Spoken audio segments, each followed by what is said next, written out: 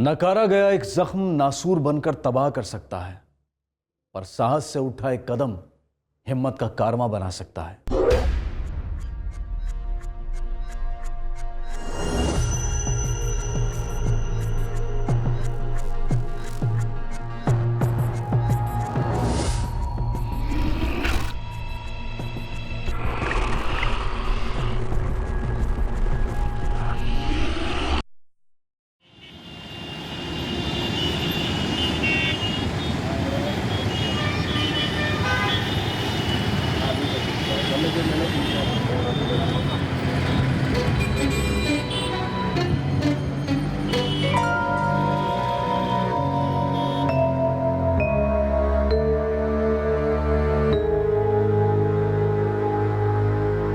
Inspector, कुल मिलाकर 3 lakh cash चोरी हुआ है।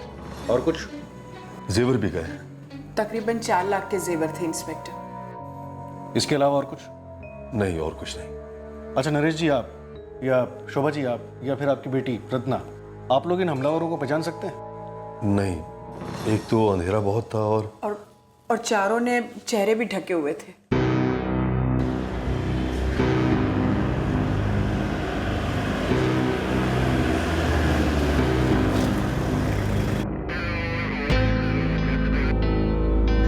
कैश तकरीबन 4 लाख थे। लॉकर टूटा हुआ है, कुछ ज्वेलरी भी थी उसके अंदर? जी इंस्पेक्टर, बिल्कुल थी। वैल्यू? वैल्यू तो मुझे एग्जैक्टली पता नहीं है, वो मेरी वाइफ आपको बता पाएंगी। आपने, आपकी वाइफ ने हमलावरों को देखा? नहीं, हमने किसी को नहीं देखा, किसी को नहीं। कुछ हुआ था, और जो हुआ था वो एक खौफनाक सन्नाटे में लिपटा था। एक ऐसा सन्नाटा जिसके लंबे साए में छिपे जुर्म को लंबी छूट मिल रही थी।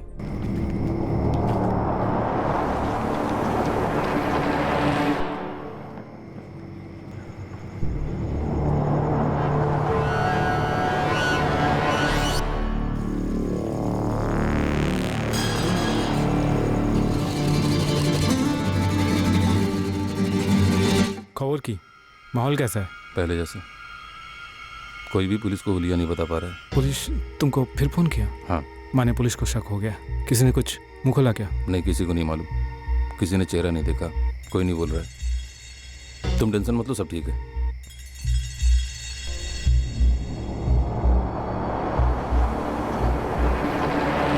ये साए लंबे होने वाले थे, घने अंधेरे में मुजरिम और ढीठ होने वाले थे, बेलगाम होने वाले थे।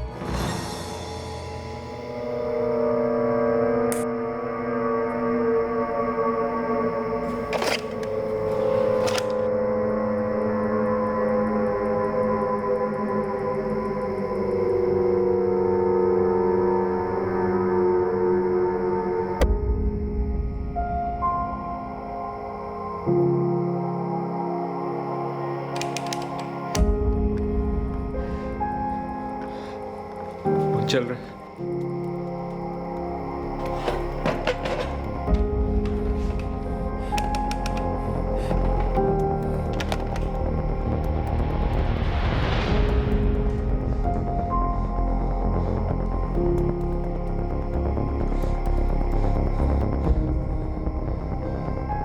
कंचन, मैं पुलिस को फोन कर रहा हूं और अस्पताल भी। हम उन्हें बताएंगे क्या हुआ, लेकिन उतना ही जितना बताने की जरूरत है। मैं ठीक कह रहा हूं ना? तुम समझ रही हो ना?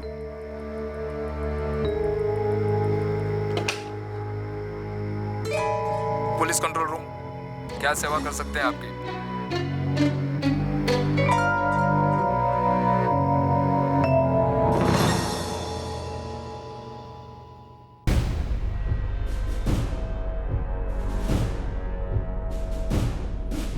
अजी सुनते हो? चाय तो पीते जाओ। नहीं, अर्जेंट निकलना है। एग्जैक्टली क्या स्टेटस है अबे? कोई कैजुअल्टीज? सर अभी तक कोई कैजुअल्टी रिपोर्ट नहीं है। मैं 10 मिनट में सूर्यनगर पहुंच रहा हूं, जहां से फोन आया था। मैं भी बस 15 मिनट में पहुंच रहा हूं। सर एम्बुलेंस और हमारी टीम पहुंच चुकी है, मीरा भी वहीं मौजूद है।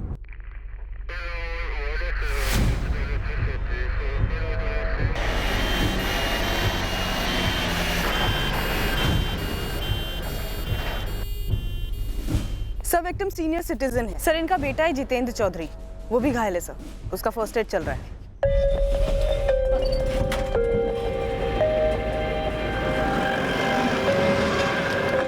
कोई कुछ बोला? क्या हुआ, कैसे हुआ? नहीं सर, शॉक में है। हमारी टीम घर को स्कैन कर रही है। अटैकर्स ने पूरे घर में उथल पुथल मचा के रख दिया है।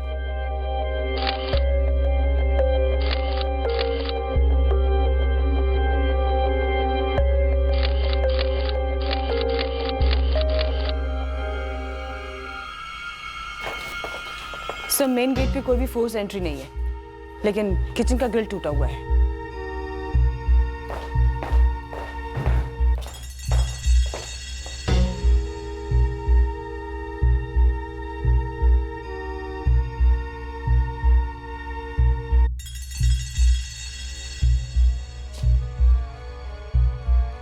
इतनी उथल पुथल और विक्टिम्स पर अटैक से ये किसी एक आदमी का काम नहीं लगता, ज्यादा है।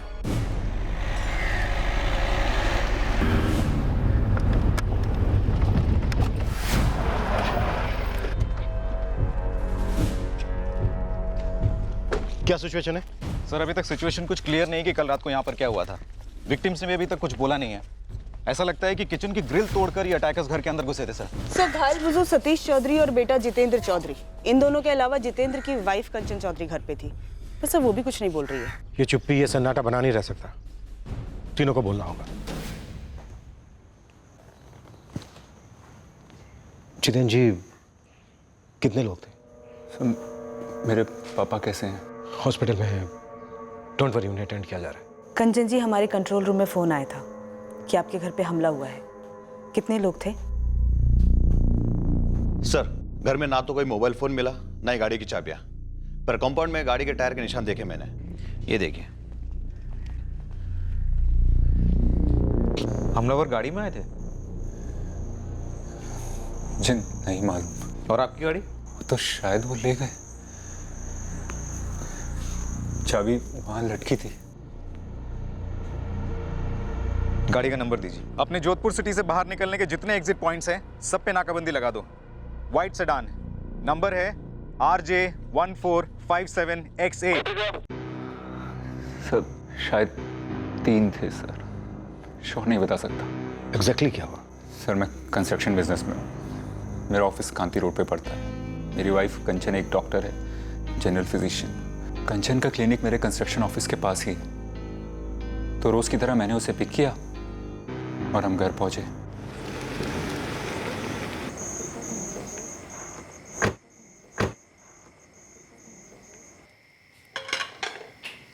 मैडम खाना बना दिया है, मैं चलूं?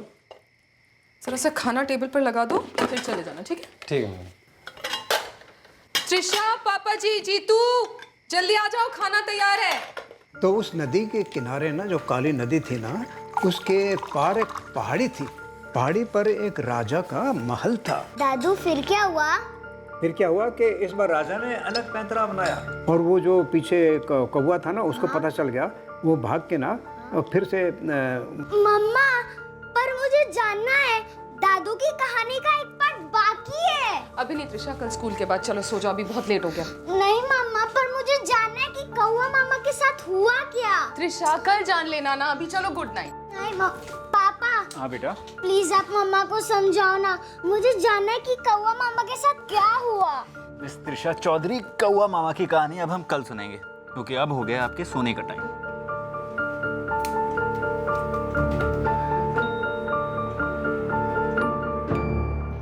सब सो गए थे। फिर रात के करीब 2:30 बजे मैंने कुछ सुना। घड़ी देखी थी आपने उस वक्त? जी देखी थी। मुझे किचन से कुछ गिरने की आवाज आई थी।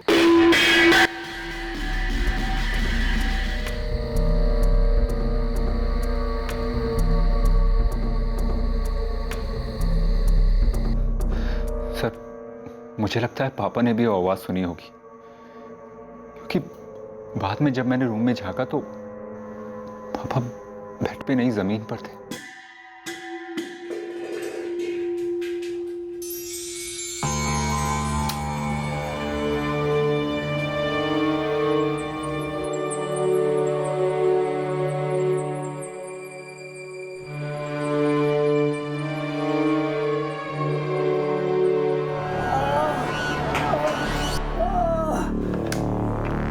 पापा की आवाज सुनते ही मैं उठा और भागा। पापा हमेशा अपने रूम का दरवाजा बंद रखते हैं और जब मैंने दरवाजा खुला देखा तो मुझे बड़ा अजीब सा लगा।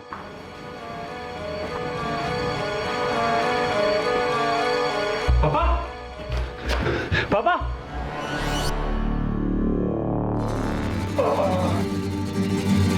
जब होश आए तो उन्होंने मुझे भी पापा की तरह बांध दिया था और कंचन को भी।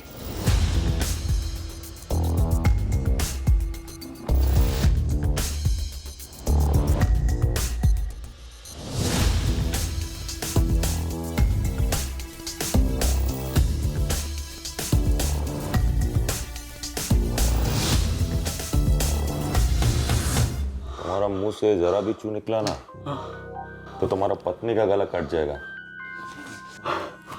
फिर उस बुड्ढा को बीचों बीच चीर देगा। बाबा है ना तुम्हारा, बताओ पैसा किधर है? पैसा कहाँ है? कैद में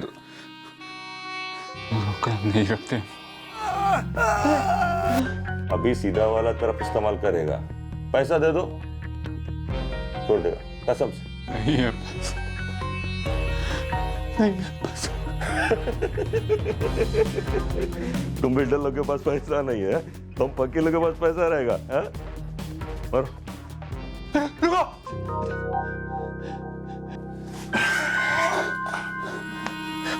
बेडरूम बेड के नीचे एक सूटकेस, इसमें है पैसा। सही समय में मुंह खोला। दिमाग फटा जा रहा था इस ख्याल से कि हमारी बच्ची त्रिशा कहाँ थी। डर के मारे हम सब सुनते क्या किया था उन्होंने त्रिशा के साथ। फिर वो चले गए ये धमकी देते हुए कि अगर हमने कोई चालाकी की तो वो लौटकर हम सबको मार देंगे। सबका मोबाइल फोन ले लो। सबका मोबाइल फोन कहाँ है?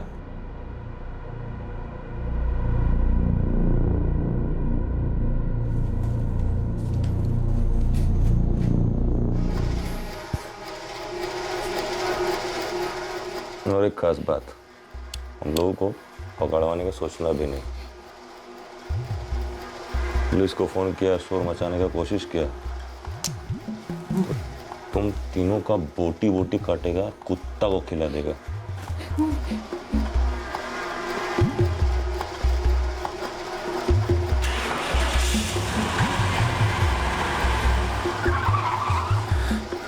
मैं समझ गया था कि वो लोग मेरी कार ले जा रहे थे, पर उस वक्त मेरे दिमाग में एक ही बात चल रही थी, त्रिशा, हमारी बेटी त्रिशा।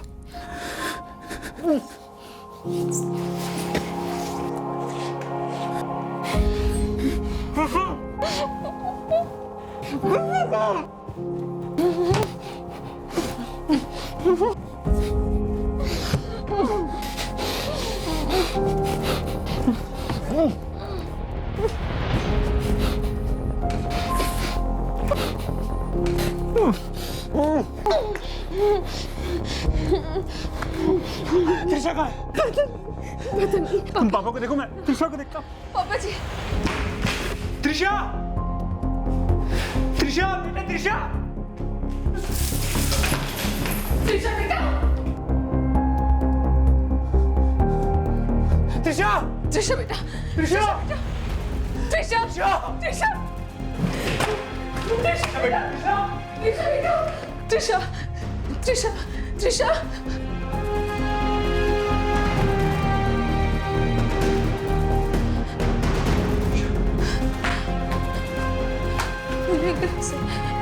वो लेकर उसे, वो कहीं नहीं है। त्रिशा, त्रिशा बेटा, वो कहीं नहीं है जी, तो वो कहीं नहीं है, वो कहीं नहीं है। त्रिशा, लेकर मामा, पापा, ये आवाज कहाँ से आ रही है? पता नहीं। त्रिशा, त्रिशा, त्रिशा, त्रिशा, त्रिशा, मामा, त्रिशा। त्रिशा, कुछ नहीं, रोनी सब ठीक है, मम्मी पापा सब ठीक है, हम सब ठीक है। देखो त्रिशा ने अपनी मम्मी के चिल्लाने की आवाज़ सुनी थी। ये उठी, उसने देखा कि वो लोग कंचन के साथ झड़प रहे थे। बचाओ बचाओ बचाओ, छोड़ो मुझे।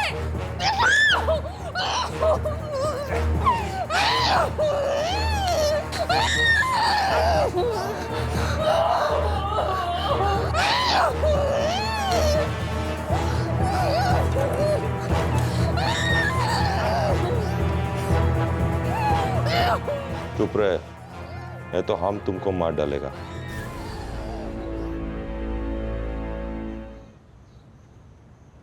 सर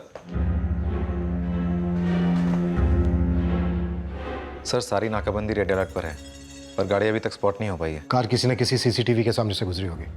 सबकी फुटेज मंगवाओ। सर यहाँ की एक प्रॉब्लम है, ये जगह स्टेट हाईवे से जुड़ी हुई है। अगर हाईवे से गए होंगे तो हमें कोई फुटेज नहीं मिलेगी। ठीक है, जहाँ जहाँ से पॉसिबल है मंगवाओ। जी सर। जितेंद्र जी, आप कह रहे थे वो 3 लोग थे, राइट? सर लग तो ऐसा ही रहा था, लेकिन तीनों ने अपने चेहरे कपड़े से ढके हुए थे। आप हमें उनकी डिटेल्स दे सकते हैं? हाइट, एज, कपड़े वगैरह? कोशिश कर सकता हूँ। देखिए, मैं समझ सकता हूँ इस वक्त आप लोगों को बहुत बड़ा सदमा पहुंचा है, लेकिन जितनी जल्दी आप हमें उनकी डिटेल्स दे सकेंगे उतनी जल्दी हम उन तक पहुंच सकेंगे। एक एक मिनट हमारे लिए कीमती है। इंस्पेक्टर साहब, प्लीज जल्द से जल्द पकड़ लीजिए उन्हें, छोड़िएगा नहीं उन्हें। उन्होंने जो किया वो 3 नहीं 4 थे। जो हुआ मैंने सब कुछ बता दिया इंस्पेक्टर साहब को। कंचन जी, अभी आपने कहा वो 3 नहीं 4 लोग थे। 3 हो या 4 क्या फर्क पड़ता है? उन्होंने हमारे घर में लूट की, मेरे पापा को इतनी बुरी तरह जख्मी किया। सर इस वक्त मैं और मेरी पत्नी हॉस्पिटल जाना चाहते हैं अपने पापा से मिलने। जितेंद्र जी, मेरी अभी हॉस्पिटल में बात हुई है। आपके फादर आउट ऑफ डेंजर है और डरने की कोई बात नहीं है। डरने की कैसे बात नहीं है सर? मेरी बेटी त्रिशा शॉक में। सर इस वक्त हम हॉस्पिटल जाना चाहेंगे प्लीज। इस वक्त शौक में सिर्फ आपकी बेटी नहीं है, आपकी पत्नी भी है, और ये शायद ऐसा कुछ जानते हैं जो उन्हें पकड़ने में हमारी मदद कर सके।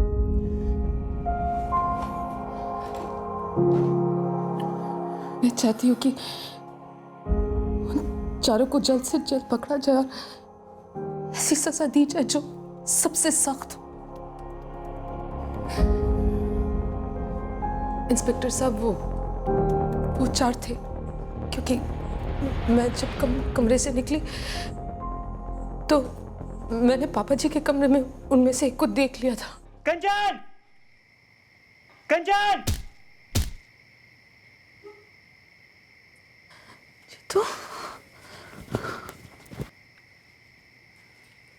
जीतू? जीतू? पापा जी?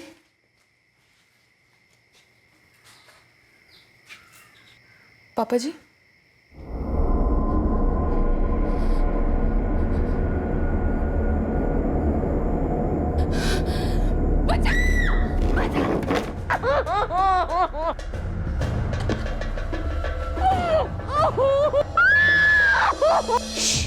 चुप रहे, नहीं तो हम तुमको मार डालेगा।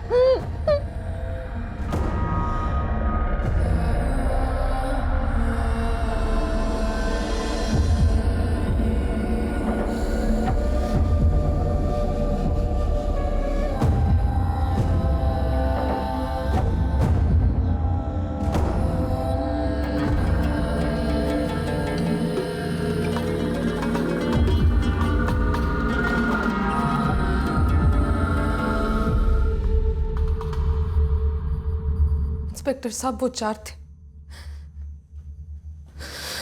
हाँ, और उन चारों ने मिलके मेरा रेप किया है। मैं रिक्वेस्ट करती हूँ उनको पकड़ी और फांसी की सजा दे दीजिए प्लीज। ये बात दुनिया के सामने नहीं आनी चाहिए। दुनिया को मारी एक गोली, जितेंद्र जी। इस वक्त आप अपनी पत्नी पर ध्यान दीजिए। बहुत बहादुर है आपकी पत्नी, जो अपने ऊपर हुए जुर्म को दबाने के बजाय सामने आकर उसका खुलासा कर रही हैं। हम वादा करते हैं आपसे कंचन जी, आपको न्याय मिलेगा। जिन लोगों ने भी आपके साथ ये जुर्म किया है उन्हें सजा होगी। उनमें से 2 लोगों की शक्ल मैंने थोड़ी बहुत देखी थी। मैं बता सकती हूँ वो कैसे दिखते हैं, पर सर प्लीज चारों पकड़े जाने चाहिए। ये हमारी बहुत बड़ी मदद हो जाएगी अगर आप उनका चेहरा डिस्क्राइब कर पाए तो। और एक बात कंचन जी, इस वक्त आपको मेडिकल टेस्ट के लिए जाना है। I know sir, I am a doctor.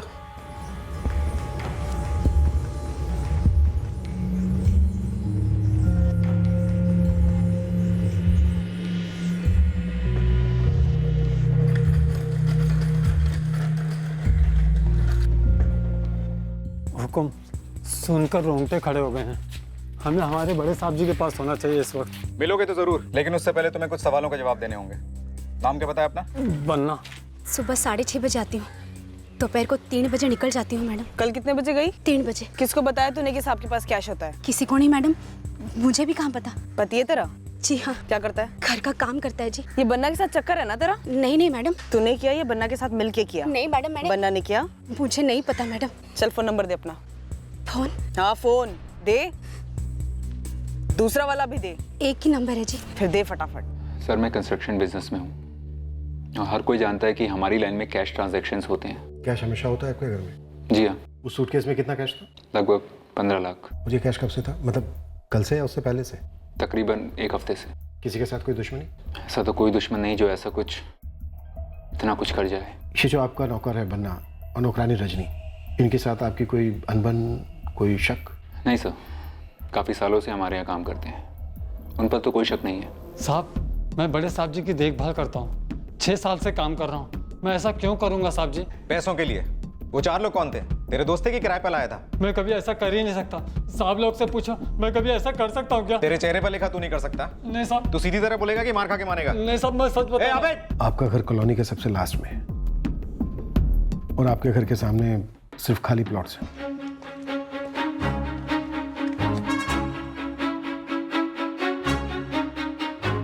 Sir इस एरिया में कोई वॉचमैन नहीं है, आसपास सब इंडिपेंडेंट बंगलोज ही हैं। आपकी कॉलोनी में कोई वॉचमैन नहीं है, आपके आसपास के किसी बंगले में कोई सीसीटीवी कैमरा नहीं है और आपके यहाँ से हाईवे सिर्फ 10 मिनट की दूरी पर है और आपके घर में ढेर सारा कैश।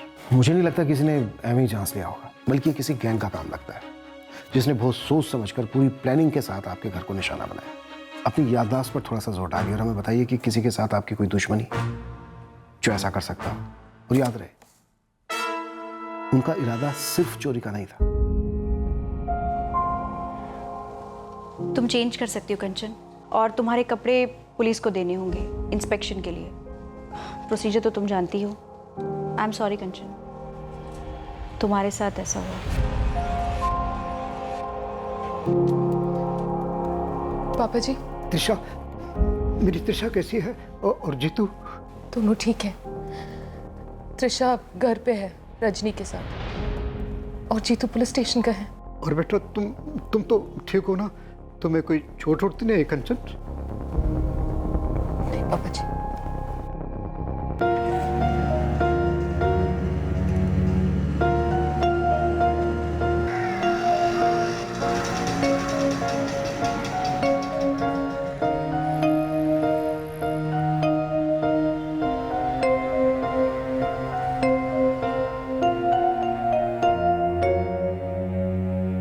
चेहरा वो थोड़ा रफ सा था, हल्की हल्की दाढ़ी थी उसकी। आंखें कंचन जी? बड़ी बड़ी काली आंखें थी उसकी। चेहरा कपड़े से ढका हुआ था, कलर याद नहीं है सर। कुछ यूं सर से लिपटाकर चेहरे का इतना पोर्शन ढका हुआ था। उसके चेहरे का सिर्फ इतना ही दिख पाया जब कपड़ा सरक गया था। सर आप लोगों ने पकड़ लेंगे ना उन चारों को? जी कंचन जी, ये स्केचेस उन्हें पकड़ने में हमारी बहुत हेल्प करेंगे। सर एक और बात है, पता नहीं मेरे हस्बैंड ने आपको बताया या नहीं। क्या कंचन जी?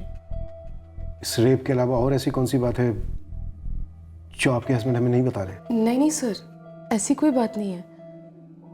दरअसल एक बात है जो शायद मेरे हस्बैंड मिस आउट कर गए हों। उन चारों में से जिसने सबसे पहले मेरा रेप किया था, ये इसकी आवाज़ मैं पहचान सकती हूँ। शायद उन चारों का लीडर यही था, और उसके बोलने का लहजा यहाँ का तो नहीं था। चुप रहे, नहीं तो हम तुमको मार डालेगा। शायद बंगाल साइड का हो, शायद बंगाली हो। ये इन्फॉर्मेशन भी हमारी बहुत हेल्प करेगी। कंचन जी, कुछ और ऐसा है जो शायद आपके हस्बैंड हमें बताना मिस आउट कर गए हों, और कुछ ऐसा? सर, कंचन जी की सिम कार्ड का लोकेशन राणा नगर है, यहाँ से करीब 30 किलोमीटर की दूरी पर। जितेंद्र जी की गाड़ी भी हमें वहीं मिली है।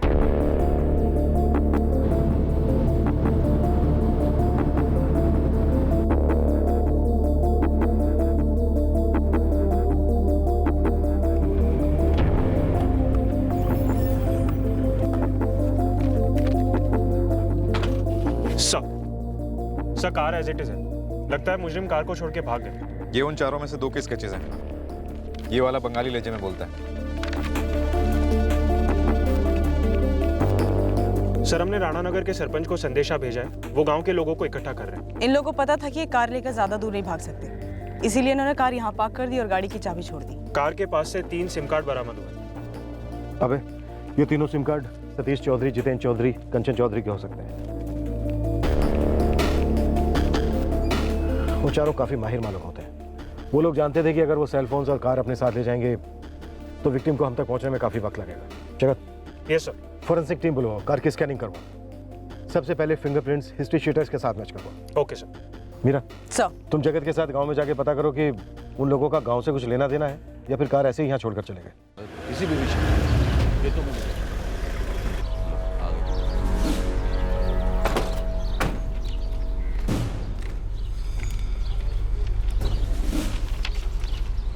उन 4 हमलावरों में से 2 की शक्लें इन 2 तस्वीरों से मिलती हैं, और इनमें से ये वाला, ये बंगाली लहजे में बात करता है, शायद बंगाली है।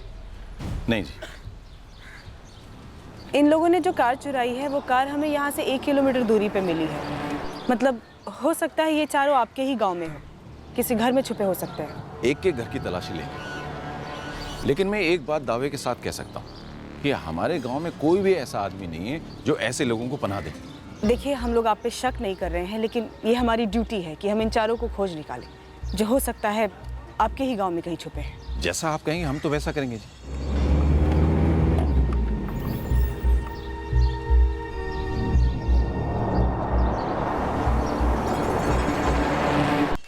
सर, तीनों सिम कार्ड्स विक्टिम्स के ही हैं। जितेंद्र चौधरी, सतीश चौधरी और डॉक्टर कंचन चौधरी।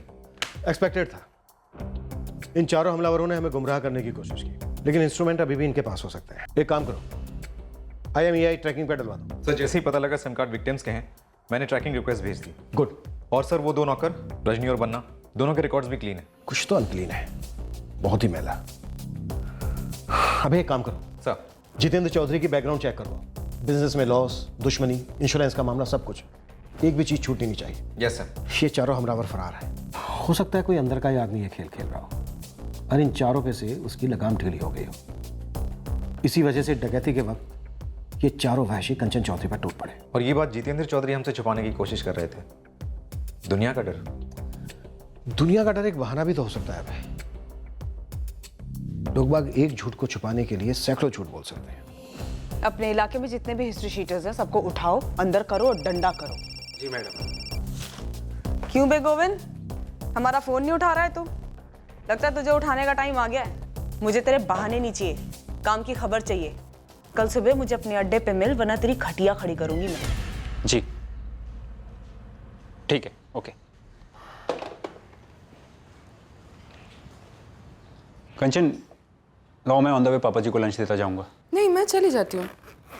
त्रिशा वैसे भी सुबह से पापा जी के साथ है, उनसे मिलना भी हो जाएगा और मैं वहीं से क्लिनिक निकल जाऊंगी। कुछ दिनों के लिए ऑफ क्यों नहीं ले लेती हो? मेरे पेशेंट्स को मेरी ज़रूरत है जितेंद्र, और सच कहूँ तो इस वक्त मुझे भी उनकी ज़रूरत है। वही मुझे ये सब भूलने में मदद करेंगे ना? सॉरी कहना था कि मैंने तुमसे कहा कि इस बात को दबा दो। पुलिस से कुछ ना कहूँ, यही ना? ये मुझसे वैसे भी नहीं हो पाता जितेंद्र। कोई हमारे घर में घुस आए, जो मन मर्जी हो वो करे और निकल जाए, और मैं चुप रह जाऊं। ये चुप्पी हजम नहीं होती मुझे।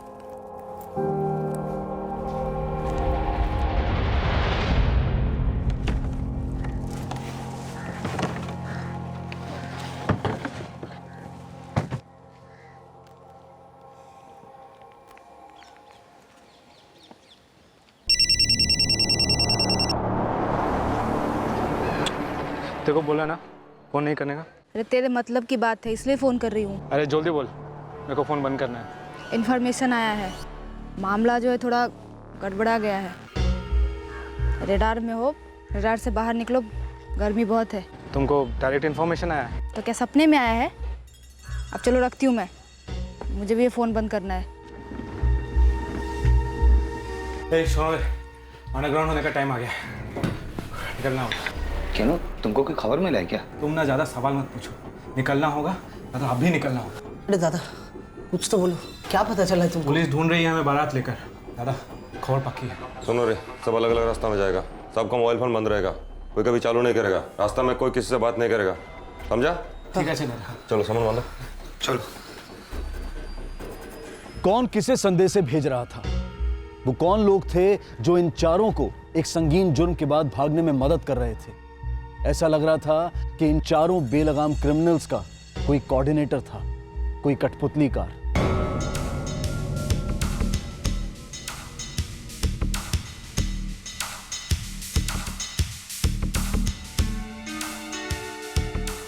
एक भी नहीं? नहीं सर, एक भी नहीं है। हमारी फॉरेंसिक टीम ने कार को स्कैन किया, 4 फिंगरप्रिंट्स मिले हैं, लेकिन ये 4 हमारे हिस्ट्री शीटर्स की डेटाबेस से मैच नहीं करते हैं। सर 35 गैंग्स को खंगाला है, छोटे बड़े सब। रिटायर्ड डाकुओं को भी क्वेश्चन किया है, हर नेटवर्क टैप किया, कहीं से कुछ निकल के नहीं आ रहा है। और वो बंगाली में बात करने का लहजा, उससे भी कुछ फायदा नहीं हुआ सर।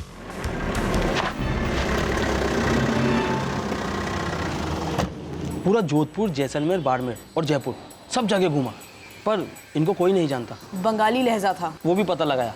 यहाँ पास ही की बस्ती में काफ़ी लोग बंगाली है, उनसे भी पूछा, पर कोई नहीं जानता इन्हें। लूटपाट हुई है, मारपीट हुई है, गैंग रेप हुआ है। किसी ने तो किया होगा, कोई तो होगा। जितेंद्र की बैकग्राउंड से कुछ निकला? एक्चुअली नो सर, चक्कर ने जैसा कुछ भी सामने नहीं आ रहा है। और ये चारों भी सामने नहीं आ रहे? इसका मतलब ये नहीं है कि ये चारों है नहीं हमें? सर आउट ऑफ स्टेट की गैंग हो सकती है, या खास इस काम के लिए लाए गए हों बंगाल से। शायद 3 थे सर, श्योर नहीं बता सकता। 3 नहीं 4 थे। बंगाली लहजे में बात करते हैं, इसका मतलब बंगाल से कोई कनेक्शन हो सकता है, लेकिन ये जरूरी भी नहीं है। अबे सर, हमें जाल बहुत दूर तक फेंकना होगा, इंटरस्टेट जाल।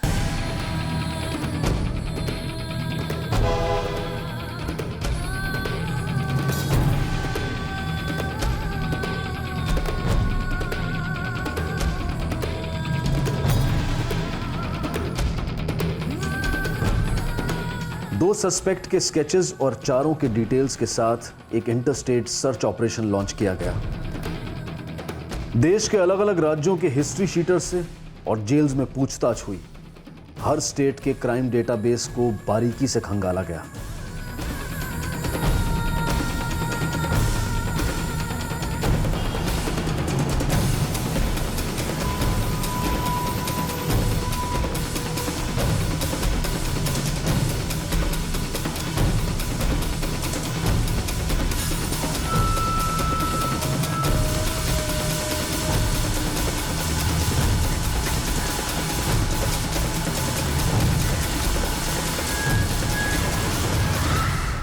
जी नहीं, हमने हाथ खड़े नहीं किए। एक अरसा हो गया इंस्पेक्टर, 4 क्रिमिनल्स अपनी मर्जी से समय, जगह और विक्टिम्स को ढूंढकर उन पर अटैक करते हैं, और आप लोग हफ्तों बाद भी उन्हें पकड़ नहीं पाते। क्योंकि वो कायर हैं कंचन जी, अंधेरे में वार करते हैं। लेकिन मैंने वादा किया है आपसे, अगर वो दुनिया के सबसे अंधेरे कोने में भी होंगे ना, तो घसीट कर लाएंगे उन्हें। आपको न्याय मिलेगा कंचन जी।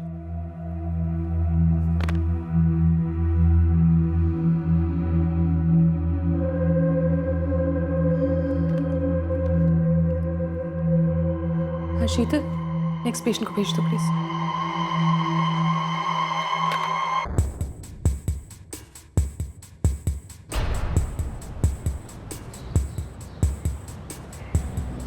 कई दूसरे केसेस के कारण हमसे छूट गया होगा, लेकिन आपका जो ये सूर्यनगर जोधपुर वाला जो एक केस है, 1 महीना हो गया सुधीर, 4 सस्पेक्ट हैं, लेकिन एक भी लीड नहीं मिली। लीड तो नहीं कहूँगा, लेकिन हमारे फरीदाबाद में भी ठीक ऐसे ही केस हुआ था, आपके केस से तकरीबन 4 महीने पहले। सुन रहा हूँ, कनेक्शन बताइए। वो मैं आपकी केस की डिटेल्स पढ़ रहा था। इंडिपेंडेंट प्लॉट पर बंगलो, सीसीटीवी का ना होना, वॉचमैन का ना होना और हाईवे से लग के घर। आगे? घर में घुसने की मोडस ऑपरेंडी भी वही थी। किचन की ग्रिल को तोड़कर वो लोग अंदर आए थे। विक्टिम्स को बांधा था? यस, पूरा का पूरा ऑपरेशन ठीक ऐसा ही था जैसे कि आपके केस में। हमलावरों को मानो घर की पूरी जानकारी थी, और जैसे आपके केस में विक्टिम्स अपने केस को परसू करने से हिचकिचा रहे थे, इस केस में भी ऐसे ही था। हालांकि हमने पूरी कोशिश की। सुधीर, मैं एक बार उन लोगों से मिलना चाहूंगा। कोई कनेक्शन मिले ना मिले बात की बात है, कम से कम कुछ आइडिया तो मिलेगा कि आखिर ये हो क्या रहा है और क्यों। अरे सुधीर साहब, ये क्या है? हम आपको 2-2, 3-3 बार बता चुके हैं कि लॉस क्या क्या हुआ। हम उस हादसे को भुला चुके हैं। अब हमने घर के बाहर एक वॉचमैन भी बिठा रखा है। हम उस केस को परस्यू करना नहीं चाहते हैं। आप लोग समझते क्यों नहीं इस बात को?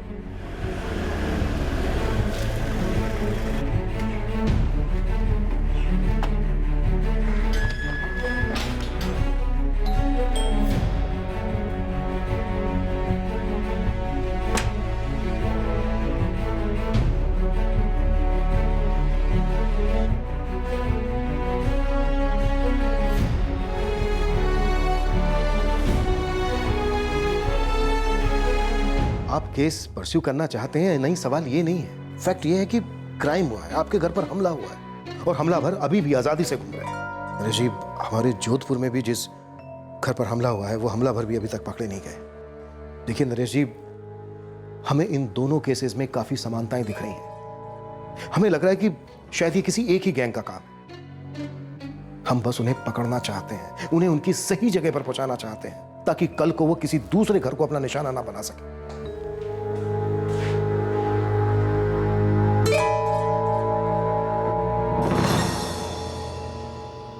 सर, ये एक चीज कॉमन है जो सूर्यनगर में भी हुई और यहाँ भी। कुछ और भी है, जबरदस्त कॉमन। क्या सर? मैंने बताया ना, वो लोग आए, पैसे जेवर लूटे। उन्होंने आपको बांध के रखा था? जी हाँ, बांध के रखा था।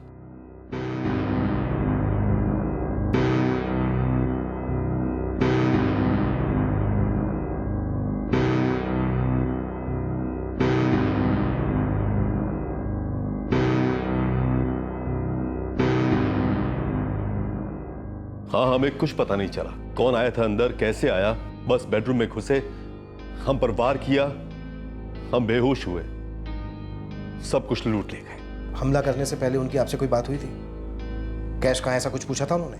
हाँ, पूछा था। बंगाली लहजा था पूछने वाले का।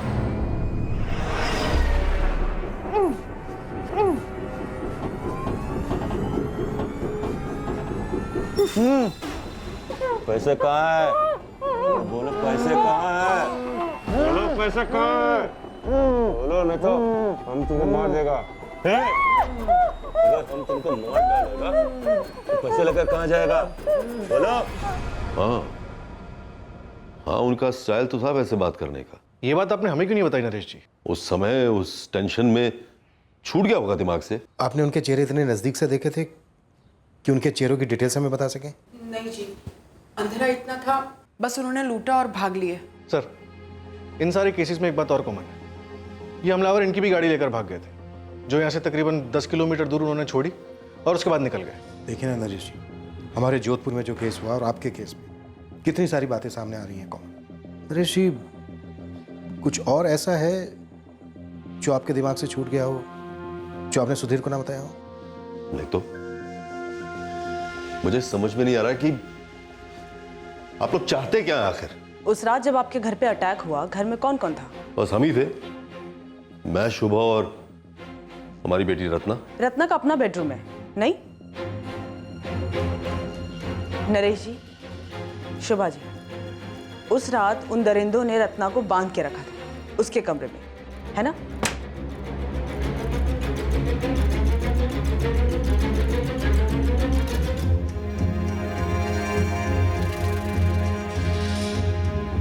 रत्ना, मेरा तुम अंदर जाओ। नहीं पापा, एक मिनट।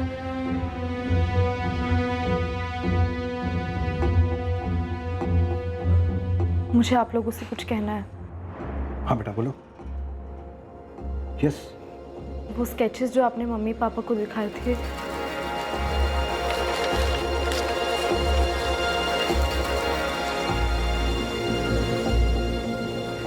उनमें से एक ये है। बेटा श्योर? जी सर, मैंने इसे देखा था। उस रात से आज तक 9 महीने हर रात इसका चेहरा मेरी आंखों के सामने आता है और मैं कांपने लगती हूँ। इसमें इसने टॉवल जैसा कुछ पहना है, लेकिन मैंने इसे ठीक से देखा था।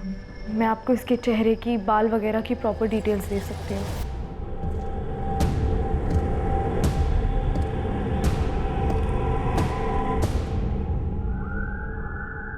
क्या इन केसेस में कोई पर्सनल एंगल था या फिर ये कुछ और ही था? ये अब तक क्लियर नहीं था कि इन चारों बेलगाम से हमलावरों की लगाम क्या दरअसल किसी पांचवें के हाथ में थी।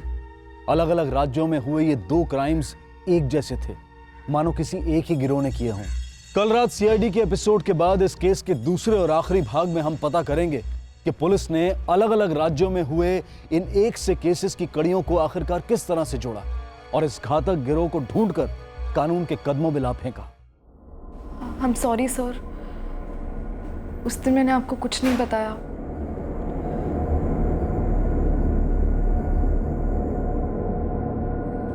मुझसे कुछ पूछा ही नहीं क्या था।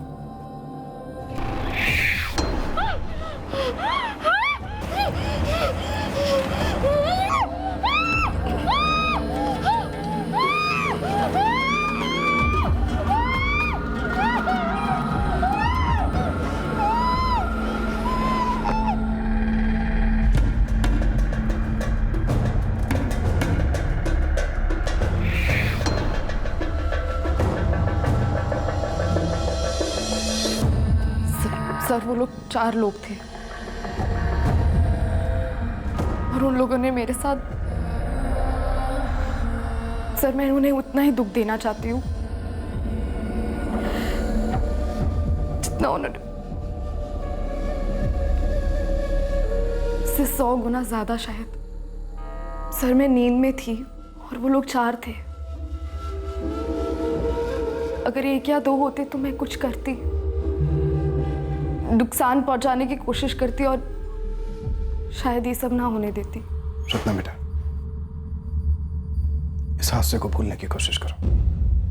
और जहां तक बात है दर्द की, कानून उन्हें दर्द देगा, ऐसा दर्द देगा कि सालों तक भुगतेंगे वो उसे। डरपोक लोग हैं, वो डर रहे हैं तुमसे, हमसे। डर के मारे तुम दबाकर भाग रहे हैं, लेकिन कहां तक भागेंगे, कहां तक छिपेंगे? पकड़े जाएंगे। आई प्रॉमिस यू बेटा, हम उन्हें उनकी सही जगह पर पहुंचा कर रहेंगे। तुमने ये सारी बातें बताकर अपने सीने का बोझ हल्का कर लिया है। अब वो बुज़दिल कभी तुम्हें सपनों में दिखाई नहीं देंगे। बेटा एक रिक्वेस्ट है, क्या तुम हमारे स्केच आर्टिस्ट को उन लोगों के चेहरे की डिटेल्स देने में हमारी मदद करोगी?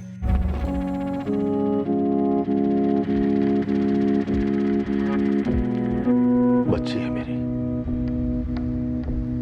12वीं में है। मैं नहीं चाहता कि दुनिया को इसके बारे में पता चले। टूट जाएगी वो सर। नरेश जी, हमें आपकी बेटी की हेल्प सिर्फ उन लोगों के स्केचेस बनाने के लिए चाहिए। आप फिक्र मत कीजिए, बहुत स्ट्रांग है आपकी बेटी, बहादुर है। मैं समझ सकता हूं, चिंता मत कीजिए आप, आपकी प्राइवेसी बरकरार रहेगी।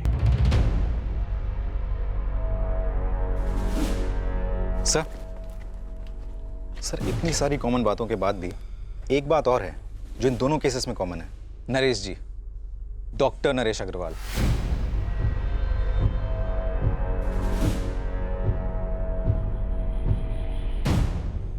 विक्टिम कंचन चौधरी, डॉक्टर। नरेश जी, डॉक्टर। एक मिनट, ऐसा ही एक और केस भी हुआ था, यहाँ से तकरीबन 30 किलोमीटर की दूरी पर, आउटर फरीदाबाद का केस है। इस केस के होने से ऑलमोस्ट 2 महीने पहले का केस था। वो केस क्या है? वहाँ भी एक फैमिली है, जैन फैमिली, डॉक्टर विकास जैन।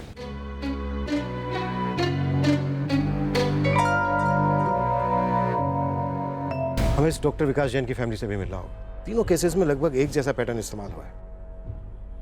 कोई पर्सनल एंगल हो सकता है। ये महज इत्तेफाक नहीं हो सकता कि तीनों डॉक्टर के घर हैं और तीनों पर अटैक होता है।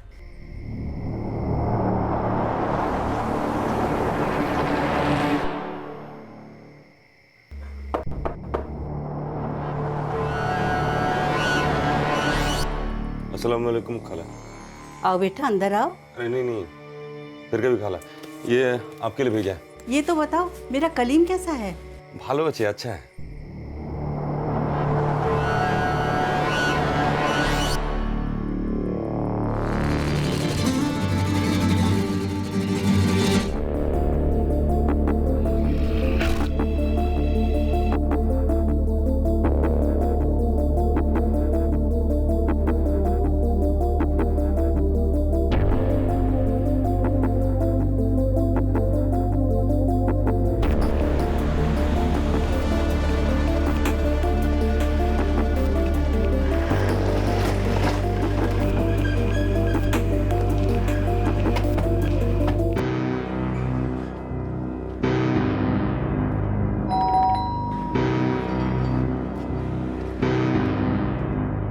अब क्या बताऊं आपको? सब कुछ तो बता चुका हूं इन्हें मैं। अब मेरे पास आप लोगों को बताने के लिए और कुछ नया नहीं है।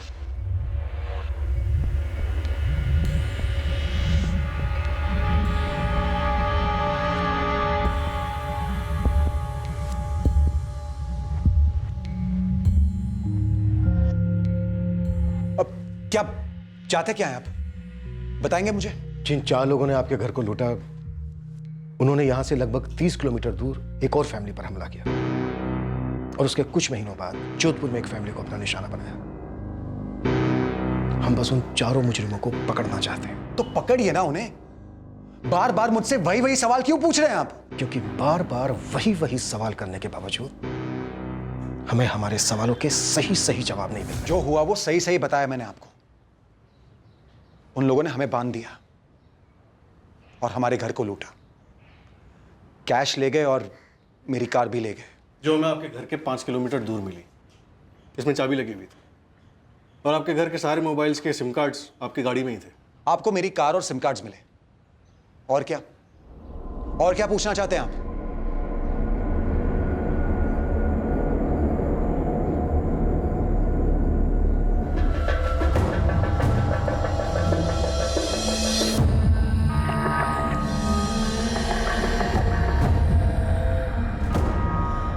चार लोग थे।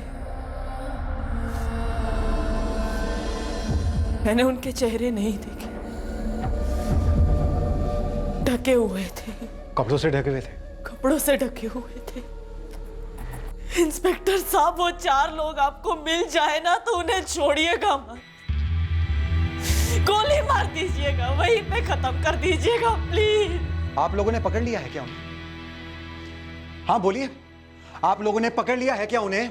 अभी नहीं पकड़ा है, लेकिन तो फिर आप क्यों कुरेद रहे हैं हमें? दिखता नहीं है आपको मेरी बीवी को कितनी तकलीफ हो रही है? फिर से वही सवाल, वही यादें, वही।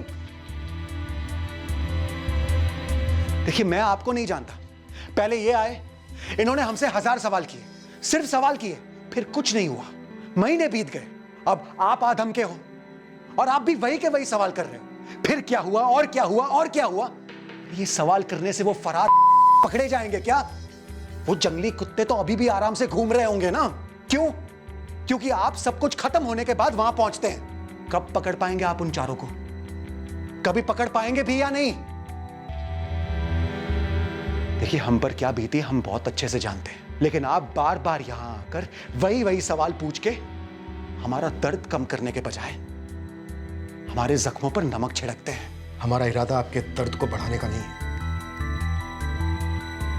बल्कि जिन लोगों ने आपके साथ इतना बड़ा जुर्म किया है उन्हें उनकी सही जगह पर पहुंचाने का। तो पहुंचाइए ना, पीटिए उन्हें, घसीट के ले जाइए और फांसी के फंदे पर लटका दीजिए उन्हें। हमारे अलावा और 2 घर लूटे हैं ना उन्होंने। क्यों लूटे? क्योंकि इन्होंने अपना काम ठीक से नहीं किया, इन्होंने उन लोगों को सही वक्त पर खत्म नहीं किया, और अब आप भी अपना काम ठीक से नहीं कर पा रहे। तो पता नहीं वो लोग किसके घर में अपना कांड फिर से कर रहे होंगे। कभी कभी तो सोचता हूं कि हमें पुलिस की जरूरत ही क्या है। देखिए डॉक्टर साहब, हम इन तीनों अटैक्स को मैच कर रहे हैं और मैच करने से कई सारी चीजें ऐसी हैं जो इन तीनों अटैक्स में सेम सामने आ रही हैं। आप फरीदाबाद के डॉक्टर नरेश अग्रवाल को जानते हैं? मैं किसी नरेश अग्रवाल को नहीं जानता। जोधपुर के डॉक्टर कंचन चौधरी? नहीं। डॉक्टर नरेश अग्रवाल ऑर्थोपेडिक और डॉक्टर कंचन चौधरी जनरल फिजिशियन है। तो मैं एक न्यूरोलॉजिस्ट हूं, मेरा उनसे कोई ताल्लुक नहीं है। हाँ, लेकिन आपके किसी पेशेंट का कोई ताल्लुक हो सकता है। हो सकता है आपने अपने किसी पेशेंट को डॉक्टर चौधरी या डॉक्टर अग्रवाल को रेफर किया हो, या उन्होंने अपने किसी पेशेंट को आपको रेफर किया हो। मैंने कहा ना, मैं किसी नरेश अग्रवाल या कंचन चौधरी को नहीं जानता हूं। अब आप लोग हमें अकेला छोड़ेंगे भी या नहीं? देखिए, मैं मानता हूं आपका गुस्सा जस्टिफाइड है। बहुत बड़ा जुर्म हुआ है आपके साथ और वो लोग अभी तक खुला घूम रहे हैं। वो पकड़े जाने चाहिए थे। कहीं ना कहीं गलती है हमारी। गलती है आपकी, मानते हैं आप। ये बोलने से आप बच नहीं सकते इंस्पेक्टर। आप और वो सारे पुलिस वाले जो मुजरिमों को नहीं पकड़ पाते, you all are responsible. Yes, we are responsible. लेकिन हम अपनी रिस्पॉन्सिबिलिटी पूरी करेंगे। जिन्होंने इतना बड़ा गुनाह किया है वो पकड़े जाएंगे, उनको उनकी सही जगह पर पहुंचाया जाएगा। I promise you doctor Jain. एक रिक्वेस्ट है आपसे, आपके क्लिनिक में और आप जिन जिन हॉस्पिटल में विजिट करते हैं वहां पर जितने भी आपके पेशेंट हैं उनकी एक लिस्ट बनाइए, और खास करके आपके वो पेशेंट जिनसे आपका कभी कोई झगड़ा हुआ हो या उनका आपसे कोई झगड़ा हुआ हो, ट्रीटमेंट को लेकर, फीस को लेकर या किसी भी बात को लेकर। Please. Doctor Naresh Agarwal orthopaedic Faridabad और डॉक्टर विकास जैन न्यूरोलॉजिस्ट हैं, ये भी फरीदाबाद बेस्ड है। मुझे तो ऐसा कुछ याद नहीं है कि डॉक्टर नरेश और डॉक्टर विकास से कभी मिली हूँ। हाँ, लेकिन हमारे मेडिकल कॉन्फ्रेंसेस होते रहते हैं, वहाँ पे बहुत सारे लोग मिल जाते हैं, बट इन दोनों के बारे में स्पेसिफिकली ऐसा कुछ याद नहीं है। कंचन जी, आप एक काम कीजिए, आपके जितने भी पेशेंट हैं सबकी एक लिस्ट बनाइए, खास करके वो लोग जिनका आपके साथ कोई द्वेष, गुस्सा या आपसे कोई दुश्मनी रही है। दुश्मनी? पेशेंट की मुझसे दुश्मनी? कभी ट्रीटमेंट को लेके या फीस को लेके किसी भी पेशेंट से कोई अनबन या झगड़ा कुछ भी हुआ? ऐसा कुछ है तो नहीं। फिर भी डॉक्टर, अच्छा होगा आप अपनी याददाश्त पर जोर डालें और एक लिस्ट बनाएं अपने नए पुराने सभी पेशेंट्स की।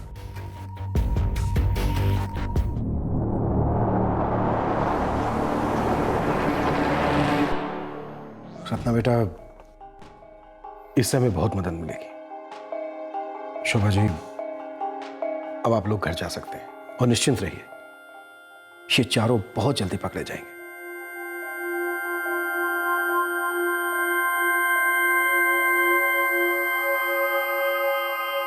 सुधीर, अब हम जोधपुर लौटेंगे, नया ऑपरेशन लॉन्च करेंगे। तुम यहां पर करना। राइट। इंटरस्टेट ढूंढना होगा। एक बार बस ये हाथ में आ जाए, बाकी के 3 भी हाथ में आ जाएंगे। डॉक्टर्स के पेशेंट्स की लिस्ट भी आ जाए तो हम उन्हें भी मैच करेंगे। वैसे मुझे इन सारे अटैक्स में कोई पैटर्न जरूर लग रहा है। बिल्कुल, पैटर्न एक ही है, इसमें कोई शक नहीं।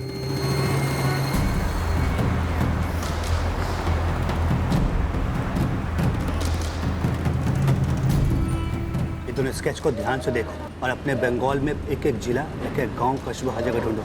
अपने सारे आदमियों को काम पे लगा दो। टाका टेंशन नहीं, जो खर्चा होगा हम देगा, लेकिन ताड़ाताड़ी खबर निकालो, मामला खूब गरम, बुझले?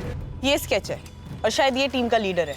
दूसरे बंदे की रफ स्केच है तेरे पास? हाँ मैडम है। अब हमारे पास दिन के 24 नहीं 28 घंटे होंगे, तब तक जब तक ये और इसकी पूरी गैंग नहीं मिल जाती। समझ गया मैडम। टिप की कोई लिमिट नहीं है, लेकिन मुझे ये आदमी किसी भी हाल में जल्द से जल्द चाहिए। उस्मान, आज तक तूने मेरे लिए जितने लोगों को ढूंढा है वो सारे एक तरफ और ये चारों एक तरफ।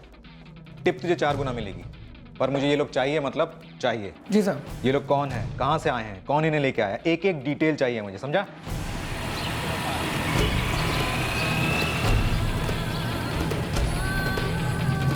गिरोह के एक सदस्य के पक्के स्केच के आधार पर बड़े पैमाने पर इंटरस्टेट सर्च ऑपरेशन दोबारा से लॉन्च हुआ।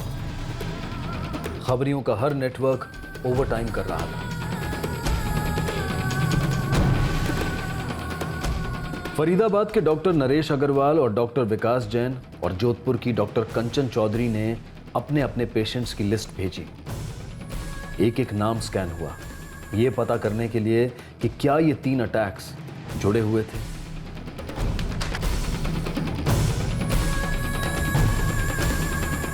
ये तीनों डॉक्टर्स जिस जिस हॉस्पिटल में कंसल्टेंसी करते थे, वहां पुलिस ने पूछताछ की, ये पता लगाने के लिए कि क्या इन तीनों डॉक्टर्स में कोई कनेक्शन था। पुलिस उस एक सिंगल सुराग की तलाश में थी जो उन्हें जल्द से जल्द इन हमलावरों तक पहुंचा सकता। इस गिरोह की दरिंदगी और वहशियत के शिकार जो हुए थे वो सभी अब काफी अचरज में थे कि ऐसा कौन था उनके अतीत में जिसने इतने क्रूर तरीके से उनके साथ प्रतिशोध लिया।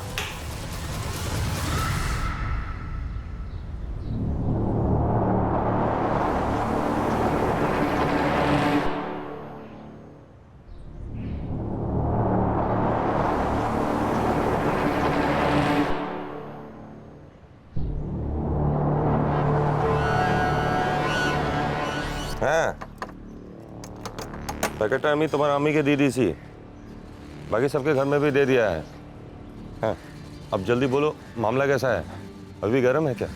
3 घरों में डकैती और गैंगरेप करने वाला 4 लोगों का यह गिरोह पुलिस के शिकंजे से फिलहाल बहुत दूर था। पेशेंट्स वाला एंगल जो पुलिस टटोल रही थी वो उन्हें कोई ब्रेक थ्रू नहीं दे रहा था और फिर एक ऐसी खबर आई जिससे मौजूदा माहौल में और उलझन पैदा हो गई। जी हाँ, कल ही रोहतक से खबर आई।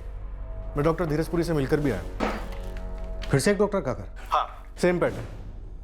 सबको बांधा गया, कैश लूटा गया और उसके बाद डॉक्टर पुरी की वाइफ के साथ रेप किया गया। 4 हमलावर थे?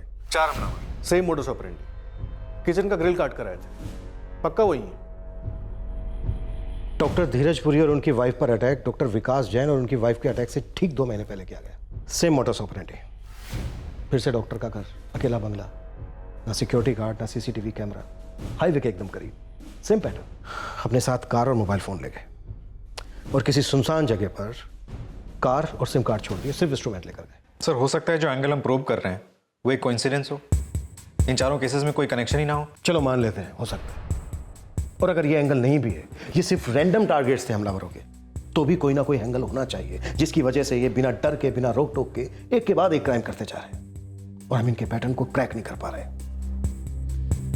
ये बेलगाम इसलिए घूम रहे हैं क्योंकि सही वक्त पर इनको लगाम लगाई नहीं गई। इन चारों केसेस में एक और बात कॉमन है, किसी भी घर में फाइट बैक नहीं हुआ, किसी ने भी इन चारों को चैलेंज नहीं किया, जवाबी जख्म नहीं दिए। सर, हो सकता है कि पेशेंट्स वाले कोई कनेक्शन ना हो, बल्कि इनका कोई स्पॉटर हो जो ऐसे घर ढूंढता है जिन पर अटैक करना आसान हो।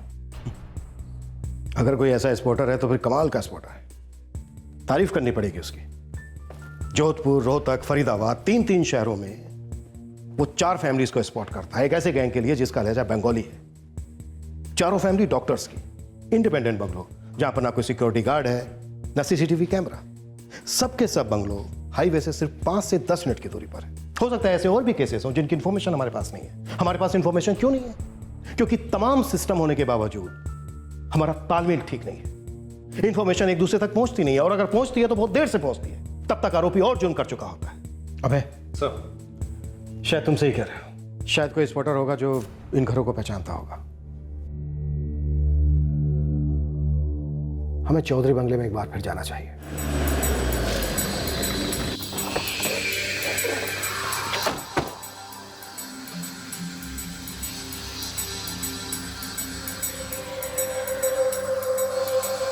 ये घर टारगेट करना आसान है, अलग है तो पहले तो यहाँ पर सिक्योरिटी भी नहीं थी। सर, ये जितेंद्र चौधरी कंस्ट्रक्शन लाइन में काम करता है और उसकी वाइफ डॉक्टर है। सही कोई भी अंदाजा लगा सकता है घर पे कैश और ज्वेलरी मिल सकती है। कैश और ज्वेलरी के अलावा ये चारों हवस मिटाने के लिए भी जुर्म करते हैं। एक भी घर ऐसा नहीं है जहाँ गैंगरेप ना हुआ हो। You are right. यही समझ में नहीं आ रहा है कि चोर आखिर चाहते क्या थे, रेप या फिर लूट। अजीब सी बात है, हमारे खबरी नेटवर्क ने भी 0 रिजल्ट्स दिए हैं। सर, ये लोकल हिस्ट्री शीटर्स के साथ भी कोई कनेक्शन नहीं बन पाया है। बंगाली लहजे में बातें करते हैं, ये भी तो हो सकते हैं चारों बंगाल से हों। सर, वेस्ट बंगाल की पुलिस भी अभी तक कोई ठोस सबूत नहीं भेज पाई है। तो फिर कौन हो सकते हैं ये, और इन शहरों में इनका क्या कॉन्टैक्ट नेटवर्क है जो एक जैसे विक्टिम्स को आइडेंटिफाई करता हो?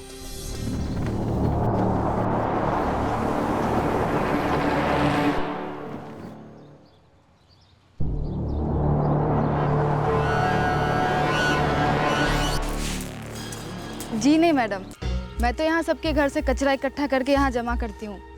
इतना समय ही कहाँ होता है कि कहीं और देखूँ। मैं तुमसे पूछ रही हूँ कि कभी तुमने किसी को देखा घरों में झांकते हुए या पूछताछ करते हुए? जी, मैं तो अपने कामों में ही लगी रहती हूँ, इतना टेम ही कहाँ होता कि यहाँ वहाँ देख सकूँ। ये जितेंद्र चौधरी के घर में जो कांड हुआ है उसके बारे में तो तुझे पता होगा? पता चला मैडम जी, लेकिन हुआ क्या ये नहीं जानती। बहुत सारी पुलिस की गाड़ियाँ आई थी, देखा मैंने, लेकिन इन लोगों के घर में क्या होता है हम जैसे लोगों को कहाँ पता होता है। नाम क्या है तेरा? यास्मीन जाफरी। कहाँ रहती है? वो चंदन बाग के पीछे वाली बस्ती में।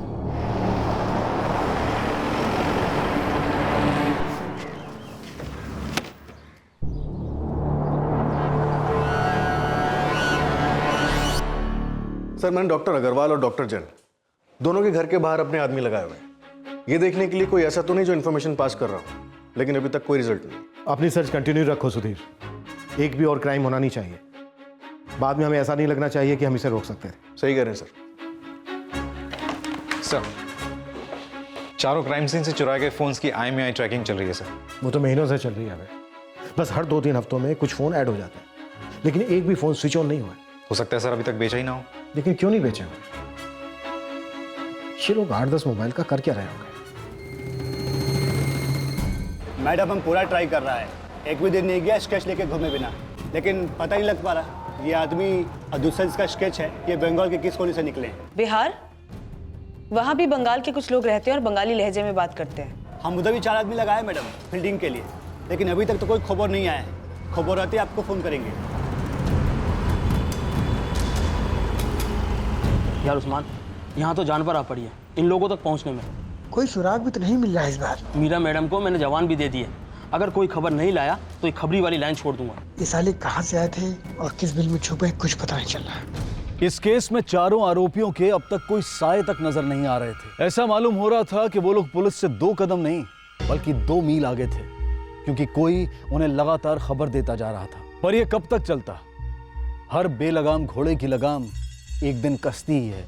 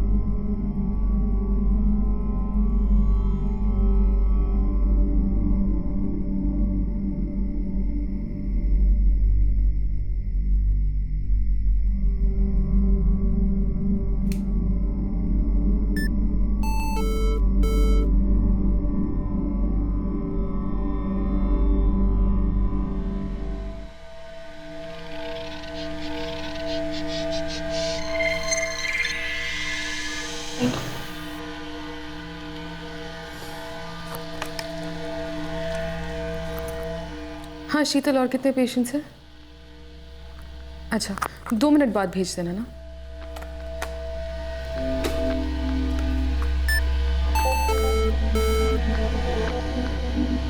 मैम नेक्स्ट पेशेंट अंदर भेजूं? हाँ भेज दो। शीतल, शीतल। Yes ma'am. रुको, 5 मिनट बाद भेज देना, ठीक है? 5 मिनट दो मुझे।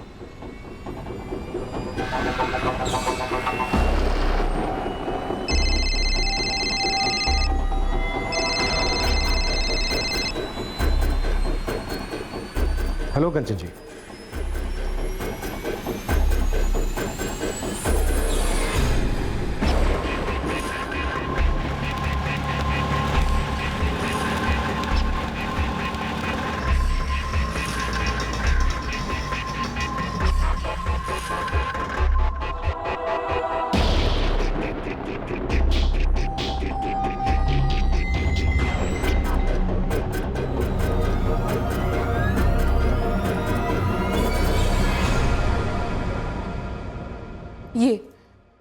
ये दोनों थे।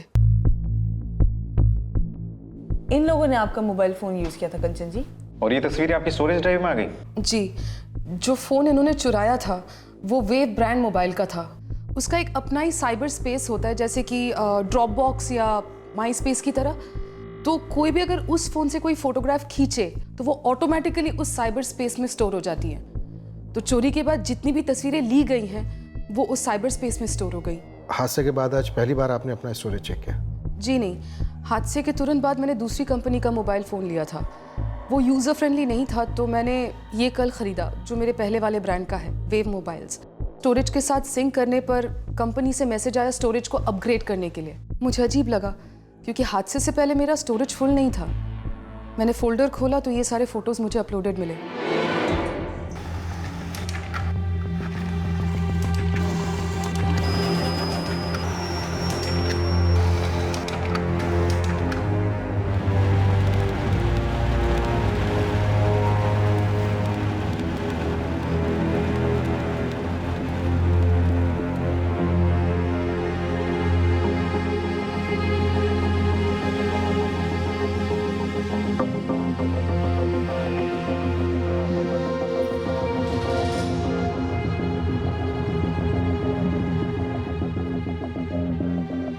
सर, सर्वेलेंस टीम 100% श्योर है जब से कंचन चौधरी का फोन चोरी हुआ है स्विच ऑफ ही रहा है। मतलब इन हमलावरों ने बिना सिम कार्ड डाले ही फोटोज खींची हैं। सिम कार्ड फोन में नहीं था तो फिर बिना सिम कार्ड के, बिना मोबाइल डेटा ऑन किए ये फोटोग्राफ्स वेव ड्राइव स्टोरेज में कैसे अपलोड हो गए? सर हो सकता है वाईफाई नेटवर्क के थ्रू अपलोड हुआ हो। आई मीन चोरी हुआ फोन जब वाईफाई नेटवर्क के रेंज में आया होगा तो ये सारे फोटोज ऑटोमेटिकली अपलोड हो गए हों।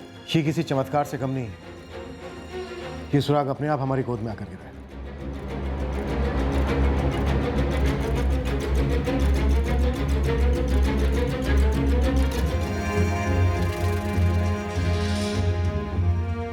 तो ये है गिरोह की चाबी।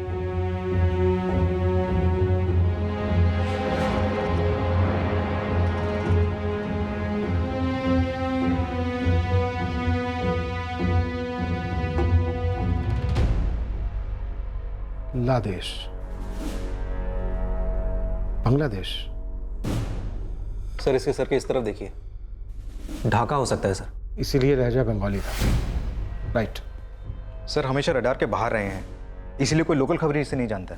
हो सकता है हमलावर वापस पहुंच गए हो ढाका, बांग्लादेश। सर इंडिया में काफी गैर कानूनी बांग्लादेशी रहते हैं और काम करते हैं। और सर मेट्रो सिटीज में ही नहीं, ये देश भर के छोटे छोटे शहरों में भी रहते हैं।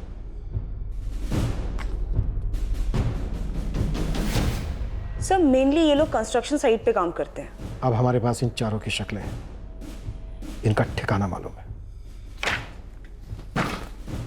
बस अब हमें स्ट्राइक करना है, फास्ट और स्ट्राइक।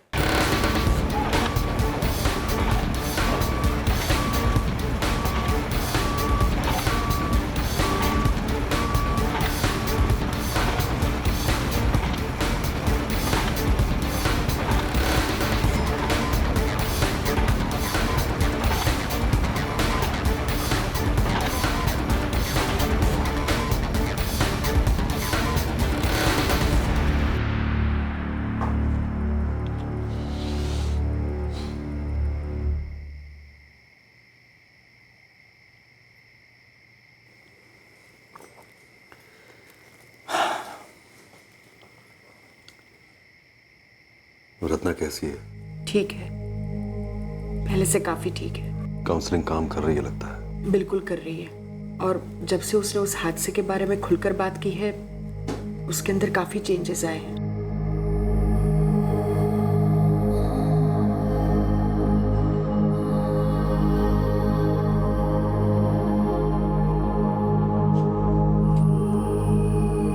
क्राइम ब्रांच से फोन था, उन्हें पता चल गया है कि हमलावर कौन थे।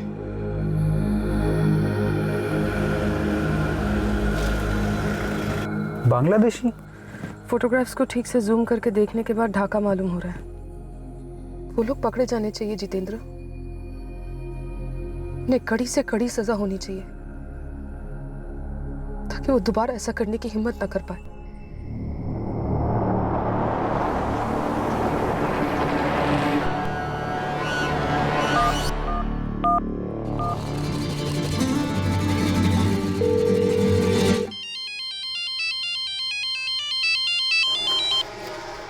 हेलो हेलो, कौन बोल रहे हैं? तुम पुलिस से खबरी हो? हाँ। कुछ बताना है तुम्हें। हाँ तो बोलो। तुम आज एक कंस्ट्रक्शन साइट पर आए थे और 4 लोगों की फोटो दिखाई थी। हाँ हाँ गया था। ये चारों कंस्ट्रक्शन साइट में काम करने वाले एक आदमी के घर में रहे हैं। काम नहीं कर रहे थे पर रहे थे वहाँ। मैंने खुद देखा है उन्हें वहाँ। नाम चाहिए और किस आदमी के घर? वो भी था आज वहाँ पर। उसने फोटो देखा लेकिन पहचानने से साफ इनकार कर दिया। नाम बताओ। आबिद अंसारी। और आपका?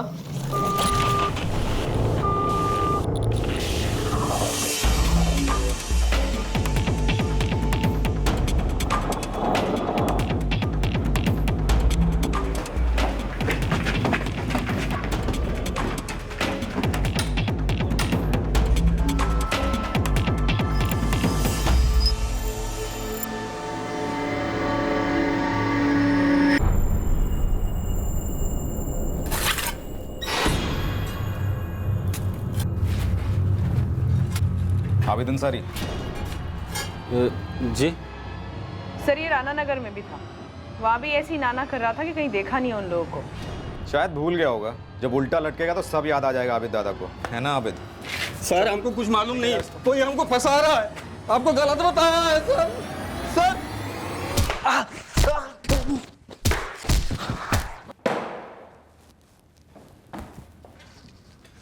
तू भी ढाका से? मालिक हम मेहनत मजदूरी करने इधर आया है, कोई गलत काम नहीं किया। गलत तरीके से इंडिया में घुसा है, ये भी कोई कम गलत काम नहीं है। चल बेटा, तेरे साथ बाद में निपटूंगा। ये बोल, ये चारों का है? नाम बोल चारों के। अकरम बेग, कलीम सैयद, इरफान मिर्जा और ये वसीम मीर। कहाँ इस वक्त ये चारों? ये चारों अभी कहाँ है मुझे नहीं मालूम, पहले हमारे पास ही थे। यहाँ पहुंचे कैसे? वो हम इन्हें इधर बुलाया। तो तूने इन्हें ढाका बांग्लादेश से यहाँ बुलाया जोधपुर में? जी मालिक।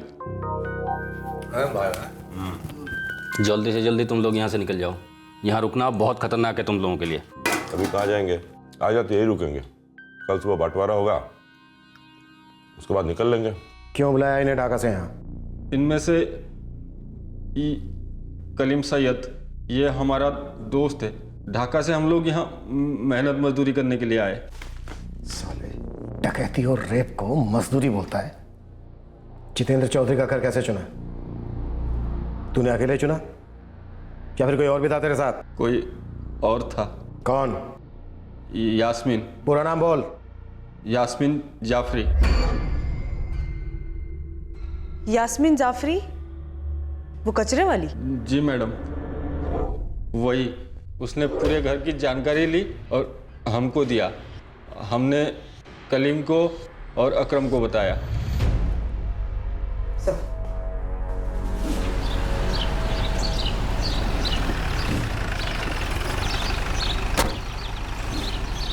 यास्मीन? रोहतक, फरीदाबाद, वहां पर लूटने के लिए घर किसने ढूंढे? और तेरे ये चारों साथी कलीम, इरफान, वसीम, अकरम कैसे पहुंचे वहां? वहाँ हमारा एक आदमी है, जुनैद। पूरा नाम? जुनैद शेख। Mobile number? वो हमारे मोबाइल में होगा। ये ले, निकाल नंबर।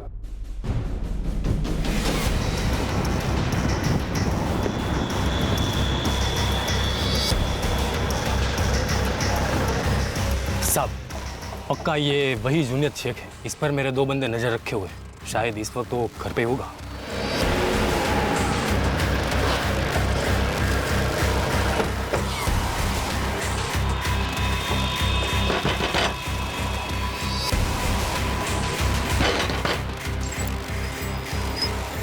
जी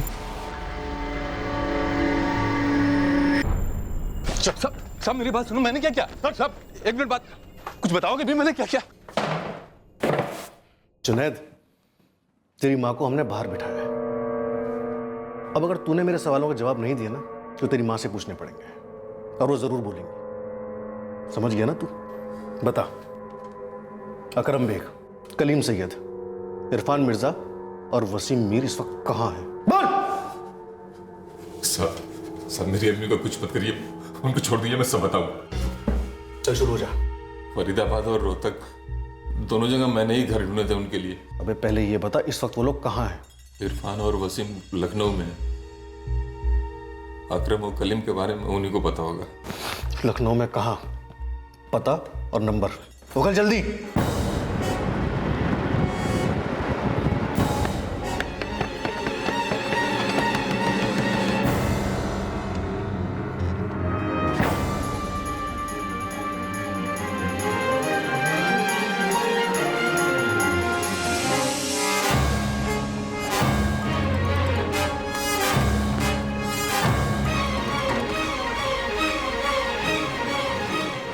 कलीम और अकरम कहाँ है?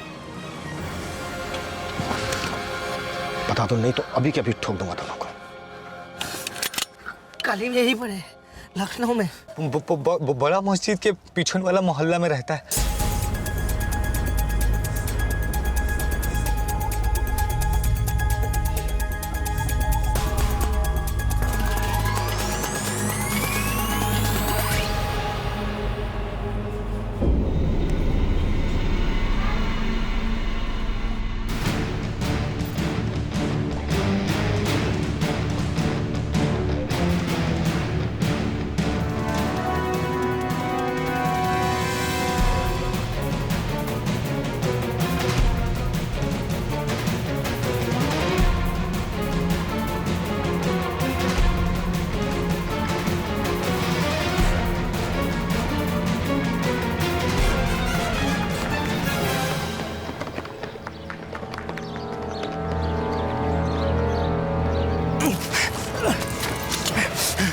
देख कलीम, तू यहाँ पर वैसे भी गैर कानूनी ढंग से रह रहा है। मैंने तुझे यहाँ पर ठोक भी दिया ना, तो कुत्ता पूछने नहीं आएगा यहाँ पर।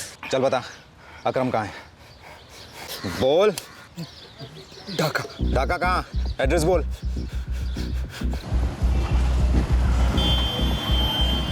सर, उन 4 में से 3 हमारी कस्टडी में हैं। उनके हेल्पर्स भी, जो घर ढूंढने में उनकी मदद करते थे। लेकिन उनका लीडर अकरम बेग, वो अभी तक हमारे हाथ नहीं लगा है। इन्फॉर्मेशन है हमारे पास कि इस वक्त वो ढाका में है। एड्रेस है हमारे पास।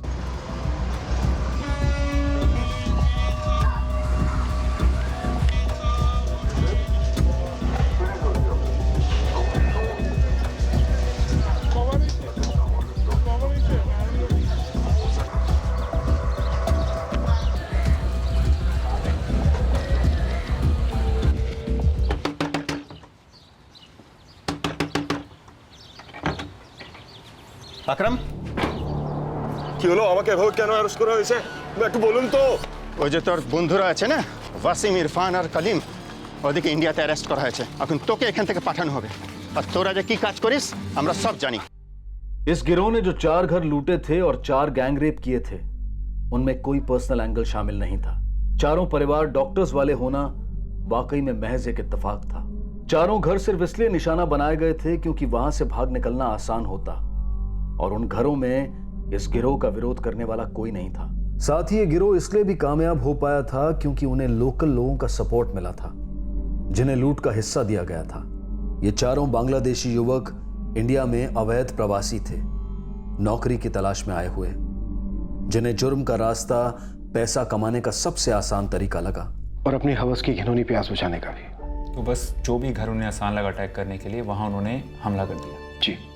इसका मतलब हम लोगों से इनका कोई कनेक्शन नहीं था, और बाकी के अटैक से भी कोई कनेक्शन नहीं? जी नहीं, आप लोगों में और उनके बीच कोई कनेक्शन नहीं है। पहले रोहतक में, फिर यहां फरीदाबाद में 2 बार, और फिर जोधपुर में।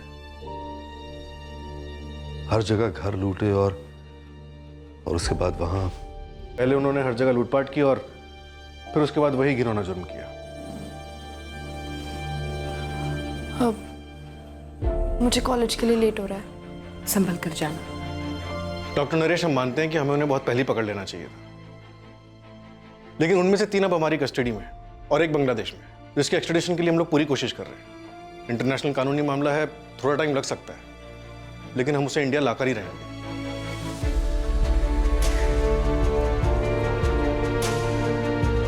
कंचन जी, ये 4 भयंकर संकीर्ण जुर्म नहीं होने चाहिए थे, लेकिन हुए, ये हम मानते हैं। लेकिन अब हम ऐसी तगड़ी चार्जशीट फाइल करेंगे इनके खिलाफ कि इन्हें कड़ी से कड़ी सजा हो। सर, उम्मीद यही है। ये सब इसलिए हो पाया क्योंकि सबसे पहले आपने सामने आके अपनी चुप्पी तोड़ी, अपने लिए इंसाफ मांगा। Thank you ma'am.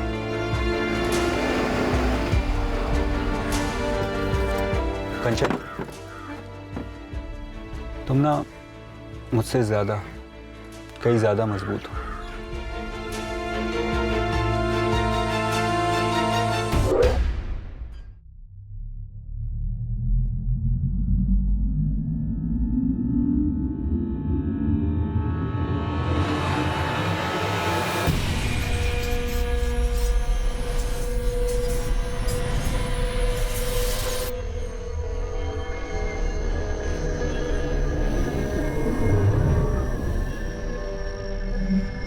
खौफनाक और विकृत जुर्म का ये सिलसिला तो पुलिस ने खत्म कर दिया, पर क्या इस तरह के जुर्म पूरी तरह से रोके जा सकते हैं?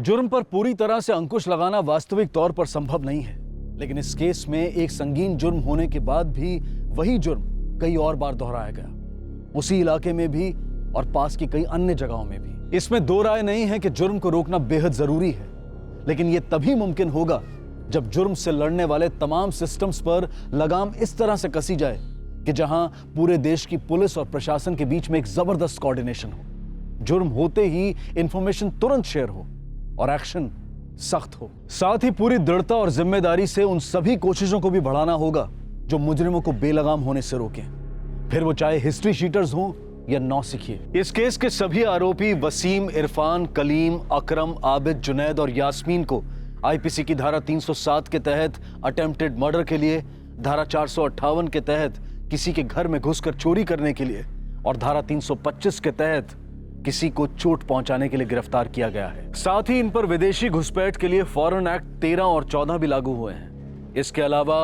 वसीम, इरफान, कलीम और अकरम पर आईपीसी की धारा 376D के तहत गैंगरेप और धारा 497 के तहत अडल्ट्री के चार्जेस भी लगाए गए हैं। फिर मुलाकात होगी अगले एपिसोड में एक और चौंका देने वाले केस के साथ।